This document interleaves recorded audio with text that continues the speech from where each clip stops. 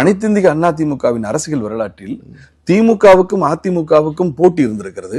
1-2, நீ முதல் இடமா நான் 2வது இடமா, இதுல மட்டும்தான் போட்டி இருந்திருக்கு. என்றைக்காவது அண்ணா திமுக 3ஆம் இடத்திற்கு போயிருக்கா? நீங்க வந்தவாசி இடைத்தேர்தல்னு விதிவிலக்கு சொல்லக்கூடாது. நான் கேட்பது, அனைத்து இந்திய அண்ணா திமுகவின் அரசியல் வரலாற்றில் என்றைக்கும் அது முதலிடத்தையும் 2ஆம் இடத்தையும் தக்கவிட்டது. 1ல இருப்பேன், இல்லைன்னா 2க்கு வருவேன், 2ல இருந்து மறுபடியும் 1க்கு வந்துருவேன். இப்படித்தான் அதிமுகவினுடைய அரசியல் ஒரு வெற்றி வரலாறு. ஆனால் இன்றைக்கு 13 இடத்துல 3வது இடம், 7 இடத்துல டெபாசிட்டே போச்சு சார். ஒரு கவுன்சிலர் தொகுதியில ஒரு கவுன்சில் வார்டுல வாங்க வேண்டிய ஓட்டு 5000 ஓட்டு, அதை விளவங்கோடு சட்டமன்ற தொகுதியில வாங்குறாங்க. 31 வருஷம் ஆட்சியில் இருந்த ஒரு கட்சி வாங்கலாமா? ஆண்டிப்பட்டி தொகுதியை எடுத்து பாருங்க, 3 முதலமைச்சர் வந்திருக்காங்க. ஓபிஎஸ் முதலமைச்சர் வேட்பாளர் எடுத்துக்காரு, அம்மாவையும் தலைவரும் எடுத்துங்க. புரட்சி தலைவர் 2 பேர் வெற்றி பெற்ற ஒரு ஓட்டுலாம் வாங்கியிருக்காங்க சார். ஒரு வாக்குச்சாவடியில் 1 ஓட்டு, 7 ஓட்டு, 9 ஓட்டு. இதை எப்படிங்க எடப்பாடி நிமித்துவாரு? நீங்க சொல்லுங்க.